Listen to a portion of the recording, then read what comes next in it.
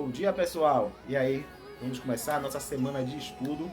Dessa vez, hein? Terça-feira, começando comigo, porque ontem foi feriado, hein? Aproveitaram o feriado em família, se divertiram, sem bagunça, sem aglomeração. A pandemia tá aí, o vírus tá rodando ainda, hein? Tomem cuidado, certo? Deu para dar uma flexibilizada, uma relaxada, mas não é para ficar também como era antigamente, né? Saibam o que fazer. Então, pessoal, nossa aula hoje é de língua portuguesa. Vamos começar a semana praticando nosso idioma nativo, certo? As formas corretas de falar. Primeiro ano, vamos continuar o estudo do verbo, tempos verbais. Quem não assistiu a aula anterior, para compreender essa aula de hoje, é bom dar uma assistida, porque o assunto de hoje requer conhecimentos da aula anterior, uma questão dos modos verbais. Se você não sabe o que é modo verbal, ou até que assistiu a aula, mas não entendi o que é modo subjuntivo, aí é bom dar uma olhada de novo, e se ainda assim ficar em dúvida, me pergunta, tá bom? Vamos ver aquela questão do pretérito mais que perfeito, pretérito imperfeito, futuro do presente. Aluno do segundo ano, terceiro ano, certamente já não lembra muito bem disso. Dá uma olhada na aula do primeiro ano, vai ser bom para vocês, hein? Segundo ano, nossa aula hoje é sobre regência verbal, hein? Atenção nisso aí. Esse assunto requer conhecimentos anteriores também, de outras unidades, como a questão do predicativo do sujeito, predicado verbal, nominal, transitividade verbal, e hoje vamos entender a regra geral e também lembrar a transitividade verbal, certo? E o terceiro ano é hoje nossa concordância nominal. Assunto fácil, certo? Vocês já estudaram ano passado, tem um ano que estudou esse assunto, concordância nominal. Então vamos dar aquela recordada, certo? Uma aula de revisão dos pontos que eu tenho certeza que fica na dúvida. E-mail anexo ou e-mails anexos, fotografias anexas ao e-mail, fotografias anexas ao e-mail, anexo tem plural, não tem plural. E aí, eu devo dizer, hoje acordei menos cansada? É assim que se fala, tá correto? E mulher diz obrigado ou obrigada? Algumas pessoas têm dúvidas sobre isso. Na aula de hoje do terceiro ano, vamos tirar essas dúvidas. Quem tiver também interesse aí do segundo ou do primeiro, pode dar uma olhada na aula do terceiro, tá certo, pessoal? Agora cada um com a sua aula, cada um com seu vídeo no lugar certo. Tchau, tchau. Qualquer dúvida, o WhatsApp, já sabe. Tchau. Vamos lá, pessoal. Língua portuguesa, primeiro ano, hein? Vamos dar continuidade a verbo 1, parte 2, na página 39 do módulo de vocês. Tempo verbal. O que é o tempo verbal? No momento que se escreve ou fala, o processo verbal pode estar ocorrendo, ou seja, presente, pode ter ocorrido, ou seja, pretérito, ou pode ainda não ter ocorrido, ou seja, que a gente espera que ocorra no futuro, certo? Mas tudo isso vai depender do tempo, como foi dito, e do modo verbal. É importante associar esse assunto ao assunto de modo verbal, porque teremos, por exemplo, um futuro do modo indicativo e um futuro do modo subjuntivo, que é diferente. Por quê? Porque o modo indicativo, lembrando, é o modo da certeza. E o modo subjuntivo é o modo da imprecisão, da incerteza, da dúvida. Então tenham isso em mente para que possam assimilar as diferenças. No modo indicativo, ou seja, eu estou falando desses tempos aqui no modo indicativo. Associem isso ao seu conhecimento do modo indicativo. Presente no modo indicativo. Como é que funciona? O verbo vai indicar um fato real, situado no momento ou na época em que se escreve ou fala. Ou seja, é o presente que todos nós conhecemos. Quando eu digo, eu leio todos os dias, eu estou afirmando no presente, no momento, que eu tenho o hábito de ler todos os dias, certo? Isso é o presente no modo indicativo.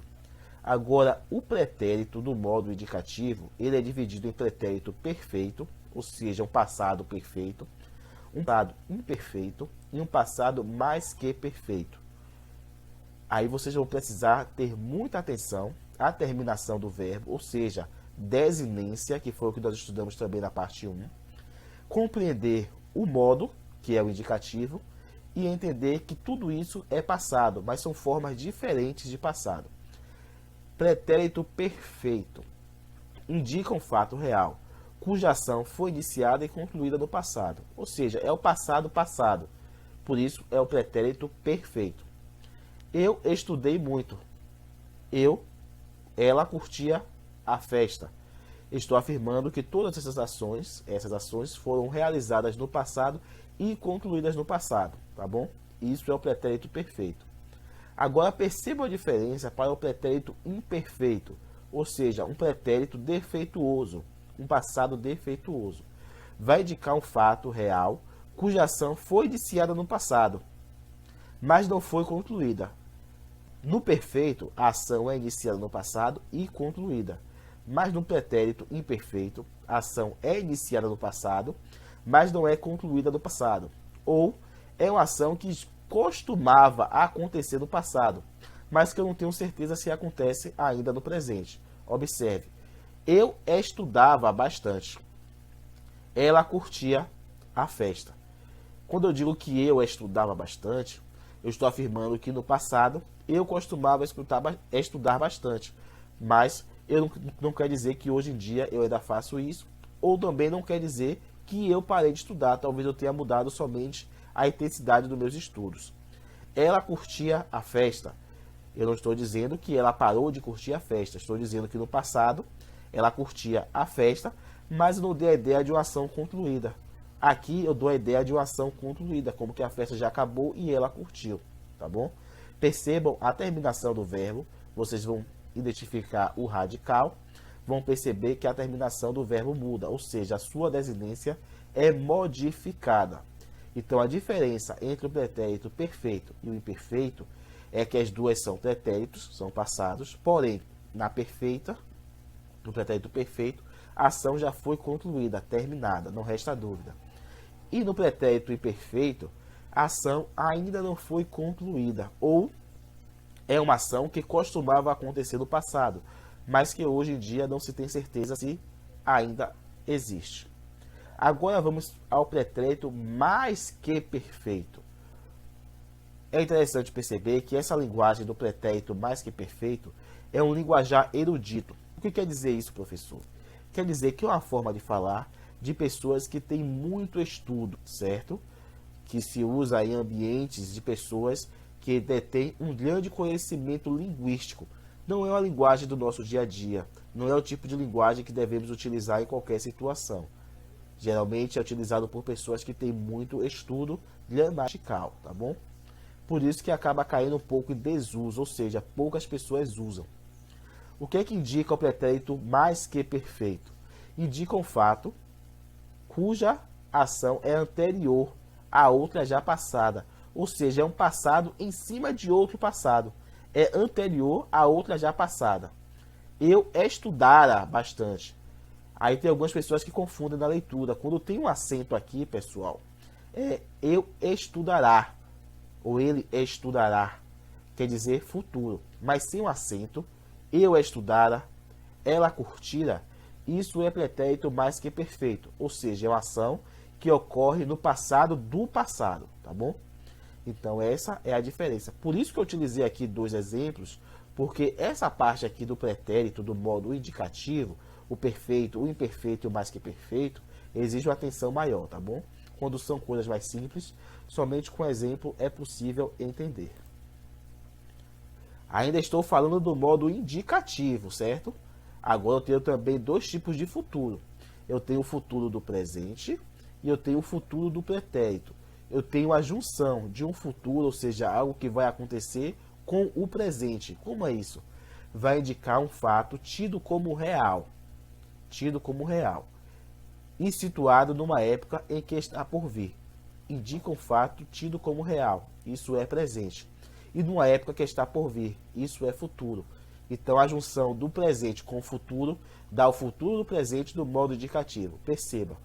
Você estudará bastante, passará no vestibular e se tornará um grande profissional.